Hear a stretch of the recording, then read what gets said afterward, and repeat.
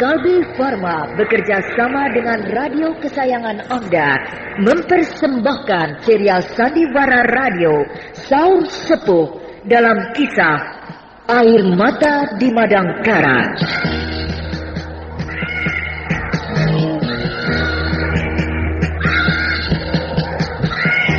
Disajikan oleh Seri Brofit, vitamin untuk meningkatkan semangat dan daya konsentrasi belajar.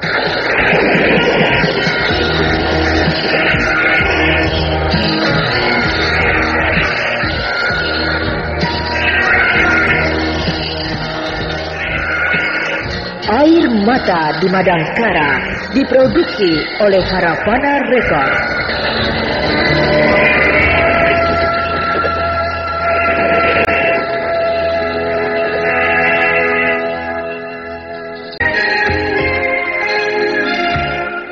Naskah karya Niki Kosasi, hiasan musik dan sutradara Indra Mahendra.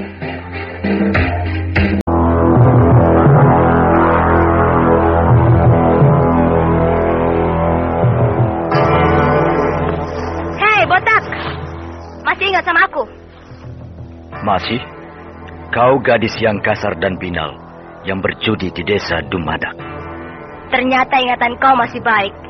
Apa maksud Nona bersikap kasar terhadapku? Sekian lama aku kesana kemari mencari kau, dan sekarang ketemu. Kenapa mencari aku? Untuk membayar hutang lama. Membayar hutang lama? Dulu aku kabur melarikan diri, sebab terus terang kau memang hebat. Dan aku belum mau mati, karena aku masih muda. Apa sekarang sudah siap untuk mati? Bangsat, ngomong asal mangap. Lalu? Aku sekarang tidak takut lagi sama kau. Sebab aku sekarang berdua dengan guruku. Guru? Tuh, orangnya berdiri di belakang kau. Gurumu masih muda dan cantik. Botak. Tahu juga kau perempuan cantik. Kau sangat kasar, Nona. Sebab aku benci sama kau. Aku ingin segera membunuh kau. Orang Tibet. Terus terang aku kagum sama kau. Kau bisa mengalahkan dua orang tokoh di Jaya, Kijara dan Lugina. Betapa tingginya ilmu yang kau miliki. Ilmu yang saya miliki tidak terlalu tinggi. Sama saja dengan tokoh-tokoh lainnya. Tapi karena hidup dan mati ada yang mengatur, maka Sang Maha Pencipta telah menentukan Kijara dan Lugina yang harus meninggal. Juga sahabat saya, Targo, takdirnya telah ditentukan bahwa dia pun harus mati oleh Lugina. Ya, begitu pula dengan saya. Saya tidak tahu kapan saya akan mati. Mungkin besok, bahkan mungkin hari ini, mati dibunuh oleh Nona berdua. Kalau begitu, sekarang kau sudah siap untuk mati? Semua umat manusia memang harus siap untuk mati. Namun meskipun demikian, diwajibkan pula untuk mempertahankan hidupnya. Sebab usaha mempertahankan hidup adalah perbuatan yang amat mulia. Rupanya kau doyan berkhotbah, botak. Saya tidak sedang berkhotbah. Saya hanya menjawab apa yang ditanyakan pada saya. Alasan? Kau pandai membolak-balik kata orang Tibet. Tapi semua yang kau uraikan hanyalah menunjukkan bahwa kau tidak akan tinggal diam kalau aku serang. Nona sudah mengetahui jawabannya. Baik. Sebentar. Persoalan antara saya dengan Nona Ambar, murid Nona Lasmini, hanyalah persoalan sepele. Cuma kesalahpahaman biasa. Nah, apakah Nona Lasmini sampai mau bersusah payah mencari saya untuk bertempur hanya karena perkara yang kecil seperti itu? Bukan itu perkaranya. Lalu? Di ibu kota Majapahit, kau pernah bentrok dengan seorang gadis yang bernama Yulidar? Ya, pernah. Dia muridku. Saya tidak menduganya. Apa alasannya Yulidar menyerang kau? Dia tidak mau ada orang lain yang mendahului membunuh Brahma dan Mantili. Nah, aku juga sama. Mengapa semua orang menghalangiku untuk berhadapan langsung dengan Brahma? Makanya, lebih baik kau pulang saja ke Tibet. Diteruskan juga percuma. Saya hampir melakukannya. Tapi setelah Targu tewas, maka pikiran saya berubah. Saya bertekad, apapun yang terjadi, saya harus tetap melaksanakan niat saya. Sebab sudah terlanjur basah. Kalau begitu, Segera saja kita berkelahi. Ya, apa boleh buat? Kau ini orangnya kalem dan tenang. Selalu bersikap ramah tamah. Tapi di balik ketenangan dan keramah tamahan, bagian sikap seorang begawan, ternyata kau memiliki watak yang angkuh. Majulah kau, botak. Hat!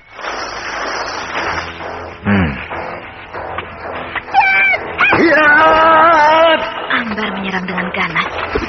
Pukulannya bertubi-tubi dengan cepat, menyerang kepala dan dada. Tapi si Kampala tetap tenang. Dia hanya menggerak-gerakkan kedua tangannya, seperti sedang mengusir lalat. Dengan mudah sekali dia menghalau semua serangan Ambar. Ambar meningkatkan serangan. Sekarang kedua kakinya ikut beraksi, melakukan tendangan yang kian beruntung, menerjang ke arah perut lawan. Tapi tetap saja tidak ada gunanya. Orang Tibet itu dengan mudah menjinakkan Ambar.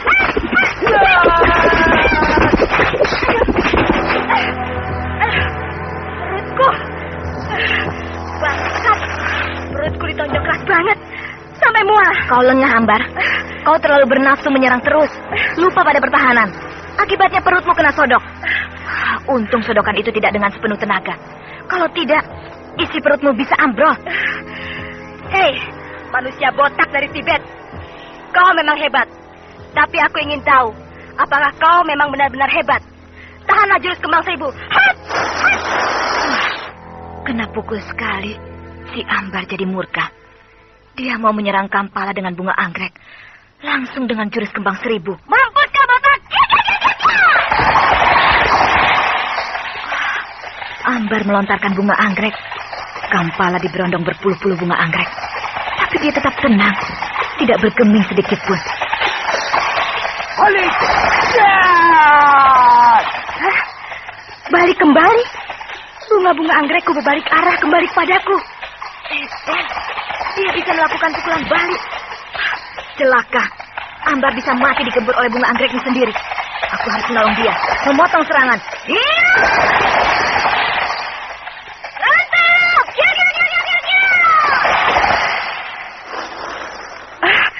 Terima kasih, Lasmini. Kau bertindak tepat pada waktunya. Kalau tidak, senjata makan tuan. Aku mati dirajam oleh bunga anggrekku sendiri. Hebat sekali Lasmini itu. Dengan gerakan yang sangat cepat, sukar diikuti oleh pandangan mata. Dia melompat sekaligus mencabut pedang yang terselip di pinggang Ambar, lalu membabat arus balik. Sampai semua bunga anggrek rontok semuanya berjatuhan ke tanah. Orang Tibet itu terlalu hebat, Ambar. Dia bisa melakukan pukulan balik. Semua bunga anggrek yang kau lontarkan balik kembali, menyerang kau dengan lebih dahsyat. Untunglah aku cepat bertindak, sehingga kau tidak hancur digempur oleh bunga anggrek kau sendiri. Iya. Sekarang kau mundur. Biar aku yang membereskan dia. Baik.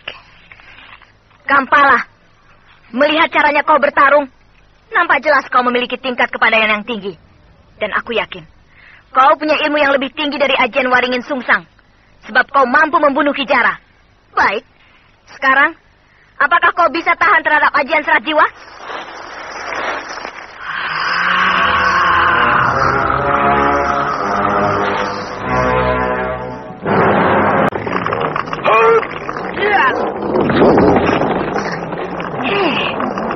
Si botak itu duduk di tanah dan bersila. Ya, seperti mau bersemedi. Dari kepalanya keluar asap. Ya, asap putih berupa uap meliuk-liuk di atas kepalanya. Ilmu setan apa yang mau dikeluarkan oleh si botak itu? Naik ke atas. Dia perlahan-lahan naik ke atas, mengambang di udara sebatas lutut, tapi tetap bersila. Ajian Serat Jiwa!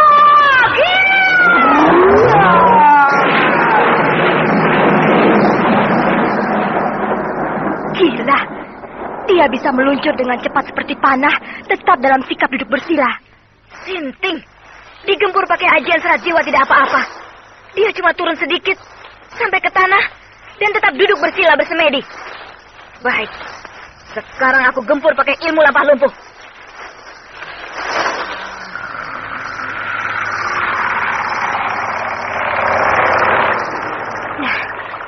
Sekarang Lasmini mau mengeluarkan ilmu lampah lumpuh.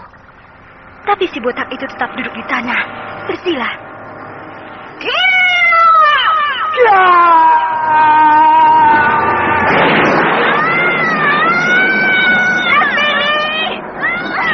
Lasmini terpelanting, berguling-guling di tanah dan melihat-melihat.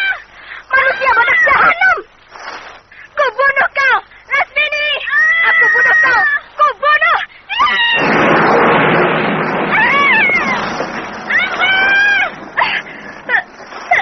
Ambar, kenapa kau nekat menyerang musuh dalam saat yang paling berbahaya? Aku tidak perlu kau bantu. Aku tidak apa-apa. Aku hanya terlempar biasa saja. Lasmini, maafkan.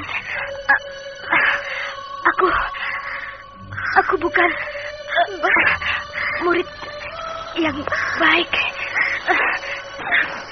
Selamat tinggal.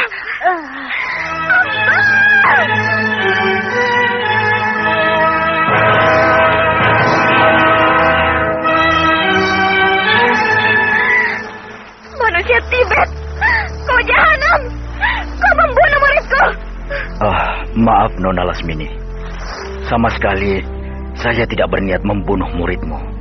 Dia menyerang saya di saat saya sedang memusatkan ilmu Paku Mega.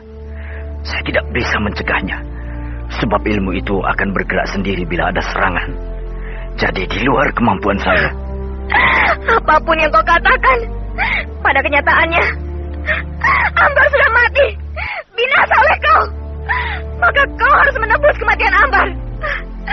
Terimalah ilmu Cipta Dewa, gabungan 3 buah ilmu kadijayaan tingkat paling tinggi: Ajian Serat Jiwa, Ajian Waringin Sungsang, dan ilmu lampah lumpuh.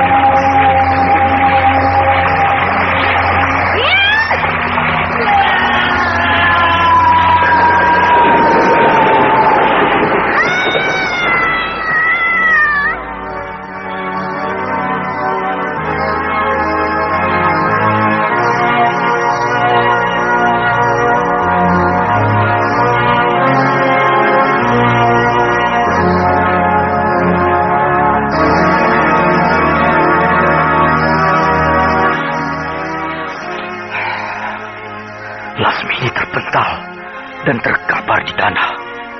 Mudah-mudahan dia tidak mati. Daripada urusan ini bertambah rumit, lebih baik aku secepatnya meninggalkan tempat ini.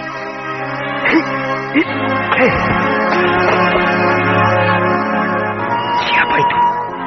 Sebuah bayangan putih tiba-tiba datang, berkelebat sangat cepat menyambar Lasmini dan Ambar. Hebat sekali orang itu. Aku tidak tahu dari arah mana dia datang. Tiba-tiba berkelebat. Kecepatannya sulit diikuti oleh pandangan mata. Biarlah, tidak usah dikejar. Orang itu pasti seorang tokoh sakti yang bermaksud menolong Lasmini dan Ambar. Sungguh sempurna ilmu meringankan tubuhnya.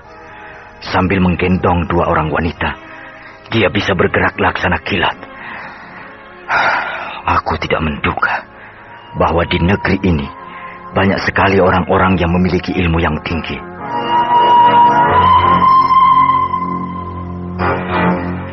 Sementara itu, sebuah bayangan putih berkelebat-kelebat di antara lebatnya hutan belantara menuju ke lereng Bukit Sindara.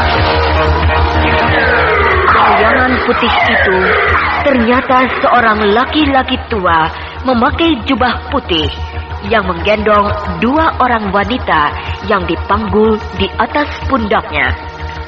Betapa tinggi ilmu meringankan tubuh yang dimiliki oleh laki-laki tua yang bertubuh kurus itu.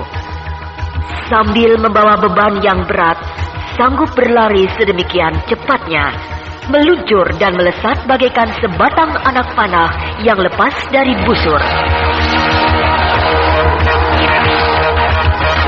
Tak lama kemudian, sampailah dia di depan sebuah rumah panggung kecil yang mungil. Kemudian dengan sekali genjot, tubuhnya melayang ke atas sampai di depan pintu dan terus masuk ke dalam rumah. Perlahan-lahan, kedua wanita yang terkulai lemas di atas pundaknya diturunkan dan ditidurkan di atas bale-bale. Sudah tidak tertolong lagi. Oh, tapi yang ini bisa. Hanya mengalami luka dalam biasa. Tidak terlalu sukar merawatnya. Ternyata laki-laki tua itu Aki Kolot, seorang tokoh sakti yang pernah menolong Lasmini dan Yulidar dari ancaman kebutaan akibat bertarung dengan Mantili. Dan dia pula lah yang menyuruh Lasmini dan Yulidar agar pergi ke Pulau Bunga Karang guna mencari obat penawar racun. Dan ternyata pula kedua wanita yang dipanggulnya itu ialah Lasmini dan Ambar. Aku akan menguburkannya di halaman belakang. Setelah itu, aku akan merawat Lasmini. Dengan seksama, Aki Kolot memeriksa keadaan Lasmini dan Ambar yang terbujur kaku di atas bale-bale. Kemudian, perlahan-lahan mengangkat tubuh Ambar dan dibawanya ke belakang rumah. Perlahan-lahan diletakkannya Ambar di atas tanah. Lalu dengan sebuah cangkul, Aki Kolot mulai menggali tanah, membuat kuburan. Bagi Aki Kolot yang memiliki tenaga dalam yang sempurna, tidaklah terlalu sukar membuat kuburan. Cangkulnya bergerak sangat cepat, dan dalam waktu sebentar saja, kuburan itu sudah siap. Lalu dengan upacara yang sangat sederhana, Ambar dimasukkan ke liang lahat dan dikuburkan dengan sempurna. Selanjutnya, Aki Kolot duduk bersila di hadapan kuburan Ambar, bersemedi memanjatkan doa. Selesai berdoa, Aki Kolot dengan wajah yang berduka berjalan perlahan-lahan kembali masuk ke dalam rumahnya, menjumpai Lasmini yang masih berbaring terbujur dengan kaku di atas bale-bale.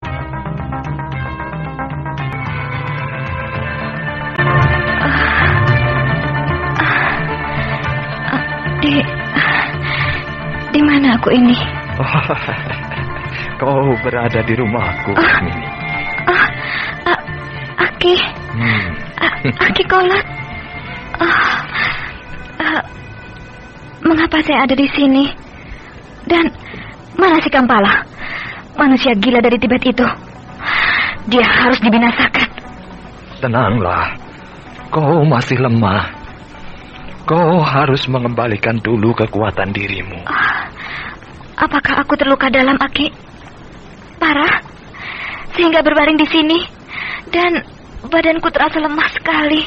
Kau memang terluka dalam. Tapi tidak terlalu parah. Sehingga tidak terlalu sukar untuk mengobati luka dalammu. Nah, duduklah perlahan-lahan. Lalu bersemedi. Sebab aku hanya melakukan pengobatan pada pendahuluan saja. Dan selanjutnya, kau sendiri yang harus mengembalikan kekuatan sendiri. Iya, Aki.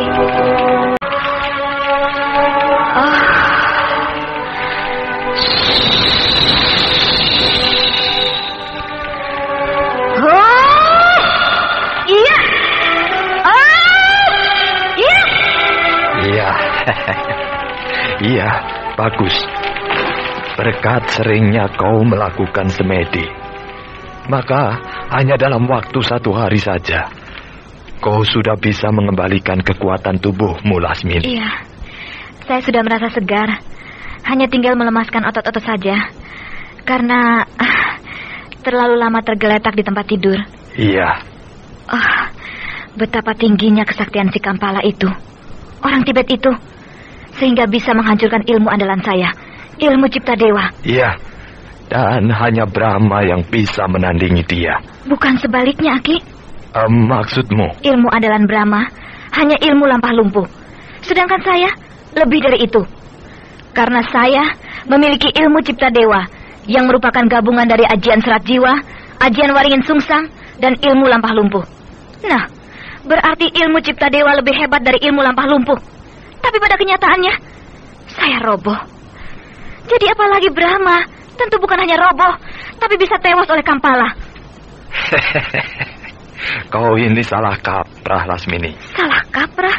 Coba ceritakan, dari mana kau sampai bisa menguasai ajian serat jiwa, ajian waringin sungsang, dan ilmu lampah lumpuh? Dari buku.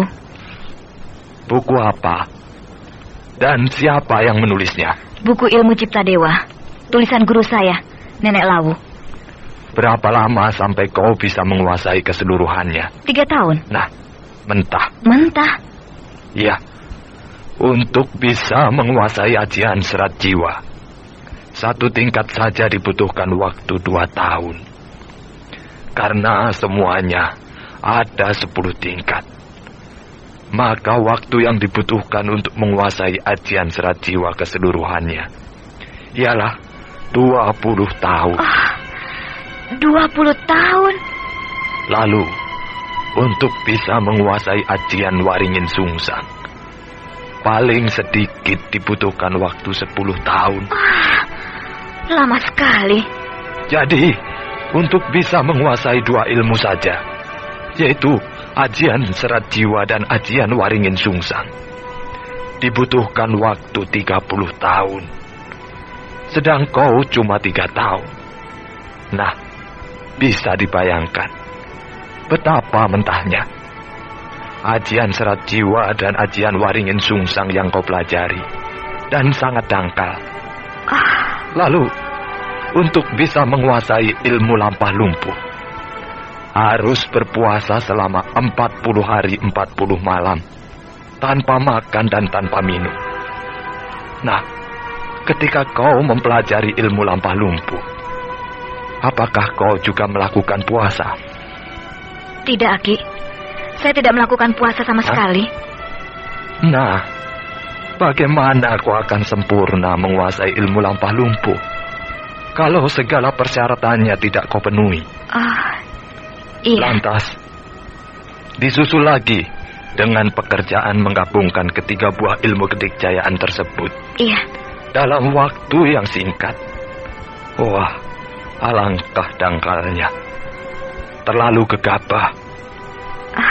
Jadi sudah jelas bahwa meskipun kau menguasai ajian serat jiwa dan ilmu lampah lumpuh, sama sekali tidak akan sama dengan Brahma. Daya mujizatnya berbeda jauh sekali.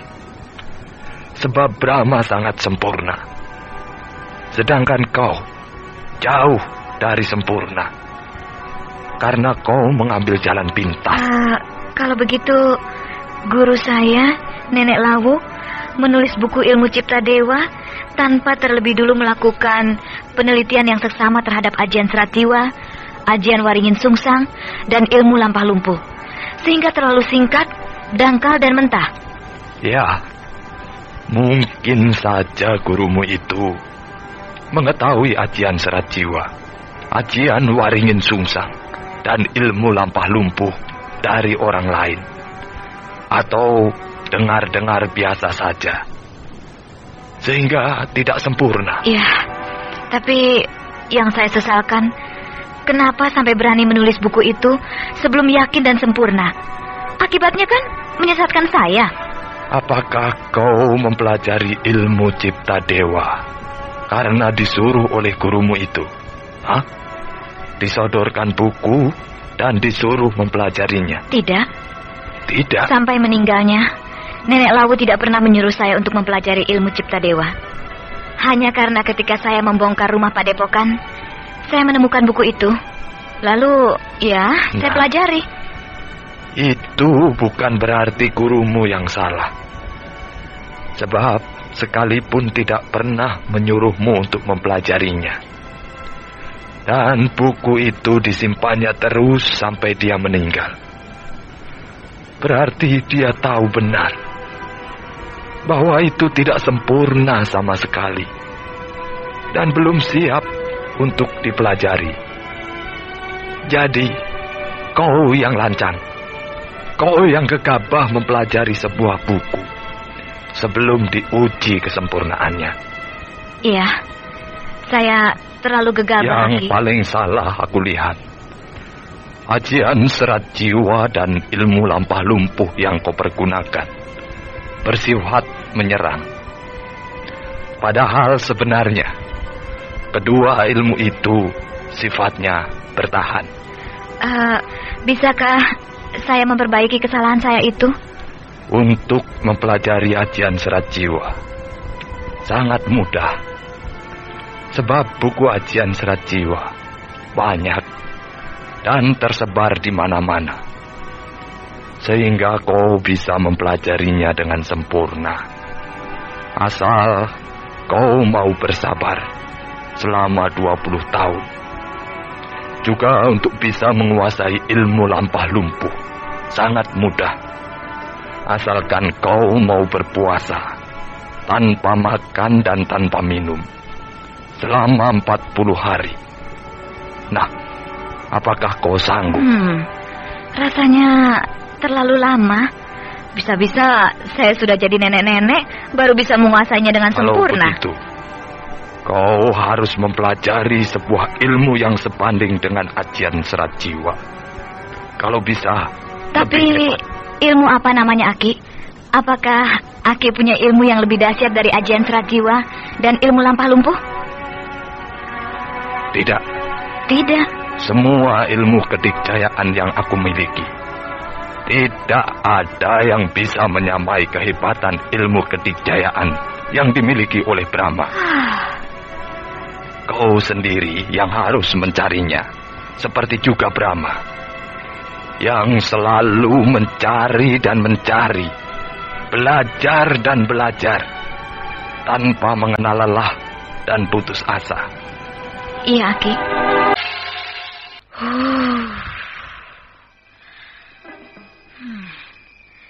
Sekilas aku melihat sebuah bayangan putih berkelebat langsung masuk ke dalam rumah pondokan. Aku tahu bayangan putih itu Aki Kolot. Dia telah datang di saat aku sedang berlatih pukulan tenaga dalam. Tapi aneh. Biasanya kalau dia datang berkunjung ke padepokanku di lereng Gunung Lawu ini, dari jauh dia sudah berteriak-teriak memanggilku. Tapi kali ini dia diam saja dan terus masuk ke dalam rumahku tanpa berkata apa-apa, membisu 1000 kata. Ada apa dengan dia? Baiklah, aku yang akan bertanya kepadanya.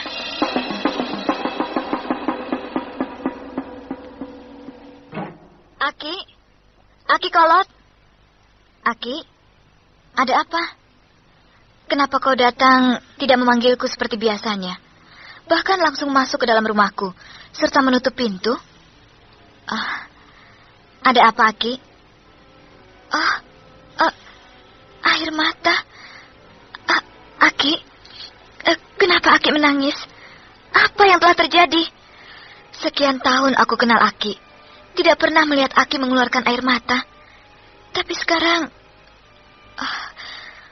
adakah sesuatu yang membuat Aki berduka cita?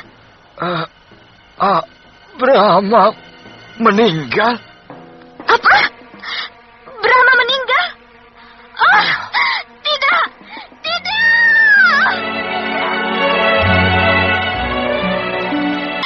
Betapa singkatnya riwayat Brahma.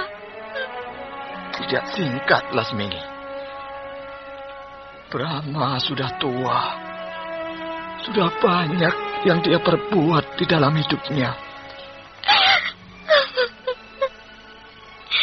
Perkara umur bagi manusia macam Brahma tidak ada masalah. Sebab Brahma tidak akan terpengaruh oleh jumlah umur. Umur 20 tahun dengan umur 100 tahun bagi dia sama saja.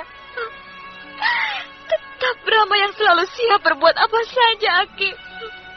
Ya, tapi Mengapa kau menangis? Kematian seorang yang menempati tempat yang istimewa di dalam hati tentulah akan membuat aku berduka. Brahma pernah memberikan segalanya bagiku. Cinta, bahagia, kebencian, dendam kesumat, angkara murka, dan welas asih.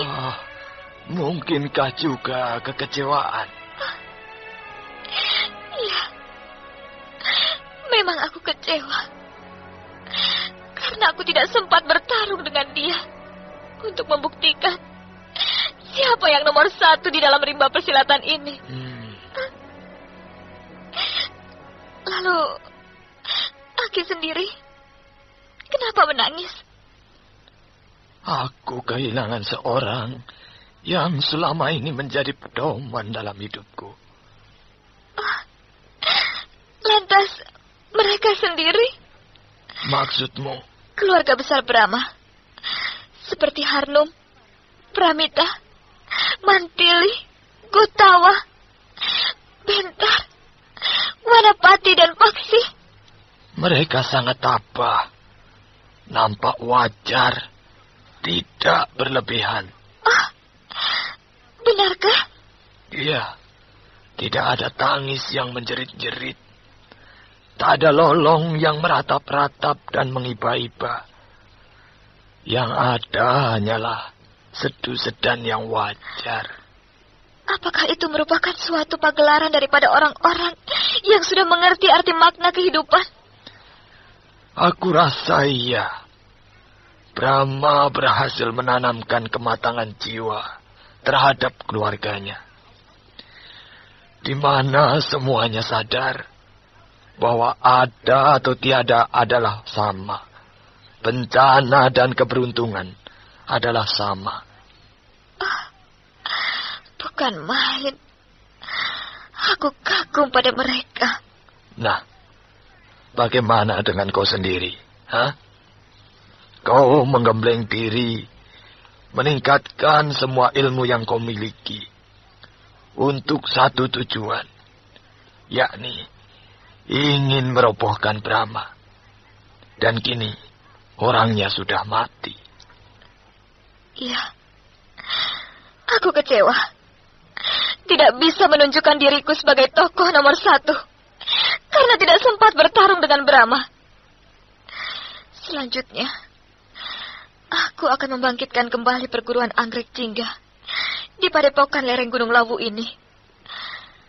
Kalau dulu aku setengah-setengah, sekarang aku akan mencurahkan diriku seutuhnya agar murid-muridku dapat merajai rimba persilatan.